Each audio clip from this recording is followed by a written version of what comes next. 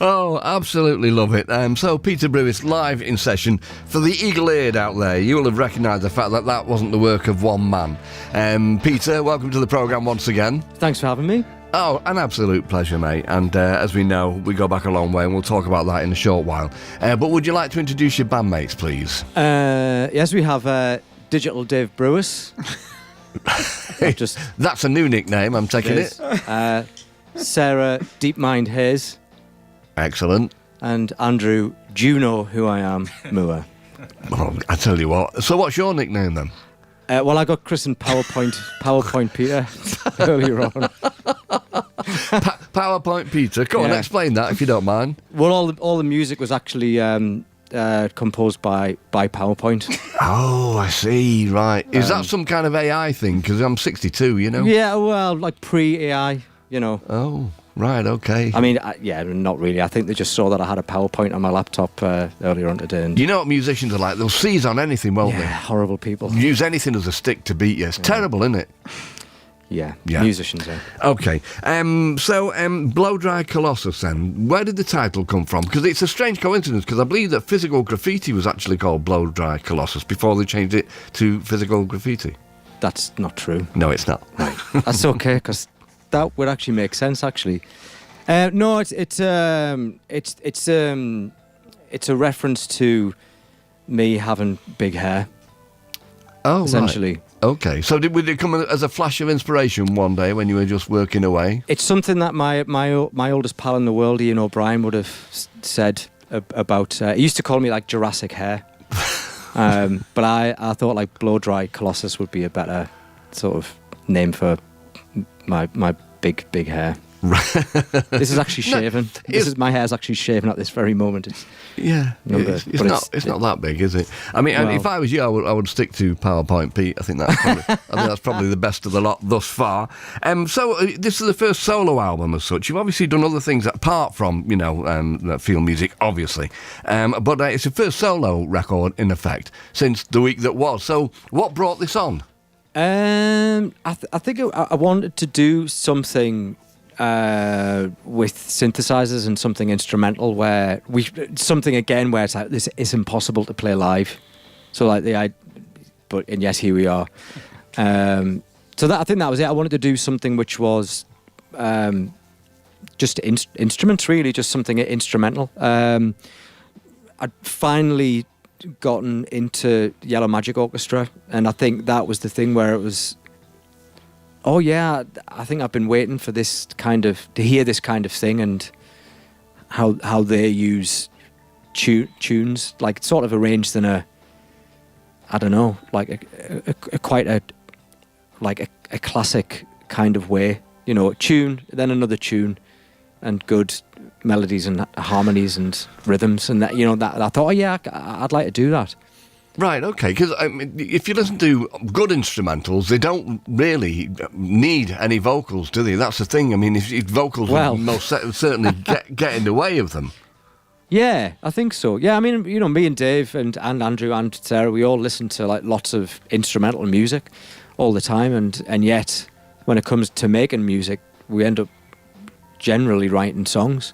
Right, okay. And I thought, I should try and do some music.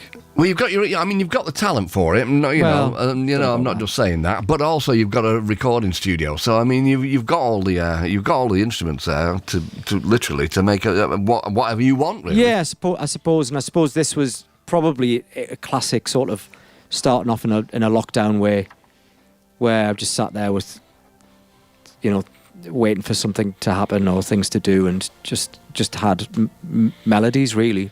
Right.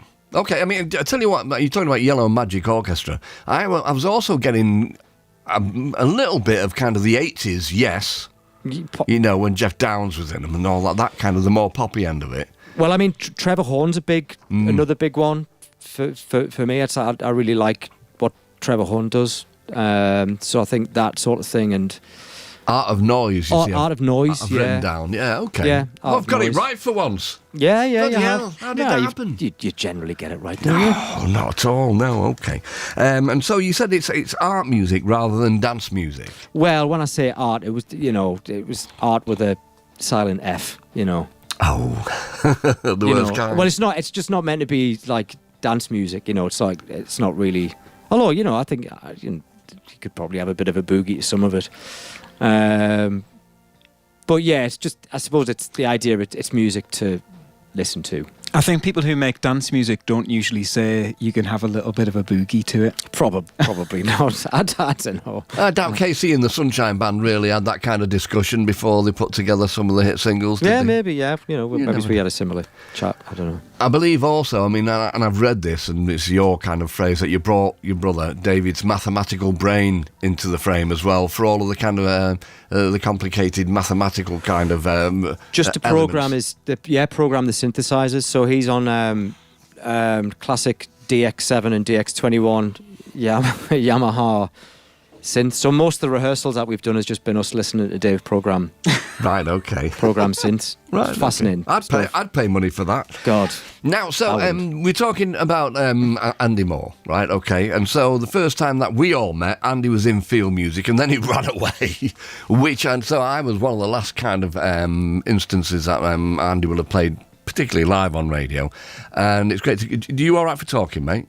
Yeah. Right, stand up then. Come on. Take the witness stand. Put your hand on the Bible. So, what brought you back into the frame? Because you know, I mean, I know that you've had more music released, and the record that you released with the guys, a lot of old stuff that you'd worked on previously. But what brought you back into this frame now then? Well, I mean, we've done stuff on and off sort of over the last few years. But yeah, I mean, Peter, you know, gave me a call, and I was more than happy. Really interesting music, you know, the sort of stuff that makes you want to listen to it. So yeah. Well, you know, more than happy to. Yeah, well, I'm glad you did. But also, I mean, another end result, which took me by surprise greatly, and I will be there. So the original version of field music, i.e. the three of you, are going to be doing 2 shows at the Cluny in Newcastle. Is it the 18th and 19th of November? I think that's right, yeah. Would anybody like to tell me how this came about? Because it is thrilling stuff. I mean, all of the different lineups of field music are always amazing, and you always get brilliant people to play with you. But just taking it back down to the three of you is pretty mind-blowing, and I didn't see it coming. And doing your early material. It's not new material you're doing, is it? No.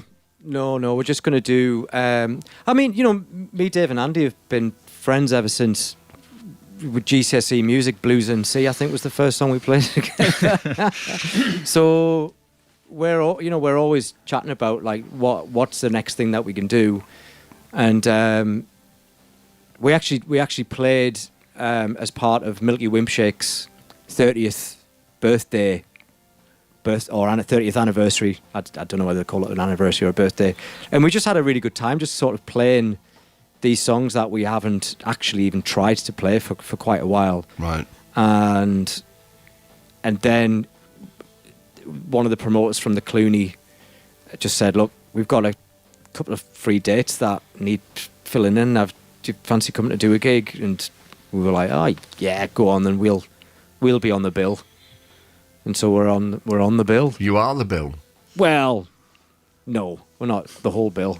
Wow. We don't have that many songs that we could play, I don't think. We couldn't. I mean, there were so many songs in the first couple of albums we either never played or played once and then realised there was a reason why we never played it. Right, okay. You're not selling it very well. Yeah, it's that kind of gig. I mean, come if you can be asked. Oh, well, I can be arsed, and it's quite a long way for me, so I can't wait. And it was just a couple of weeks ago, and I got in touch with you just to say I played A Gap Has Appeared on the programme, and it is just one of my favourite songs ever. And unbelievably, you're going to do it for us tonight. But before that, you're going to do Generation Dial-Up. But before that, I'd like to just tell everybody, the 7th of November, the Social, W1, you're playing. The 22nd of November, Manchester at the Castle Hotel. And then on the 23rd, Glasgow, Hug and Pint. Are they the only 3 dates that you've got? We're playing in Sunderland on Friday. Oh, wait, Pop Rex? Pop Rex on the 3rd, yeah. Fabulous. OK, well, always a joy to see you and listen to you. And as I say, next up, we've got Generation Dial-Up. Peter Brewis live in session.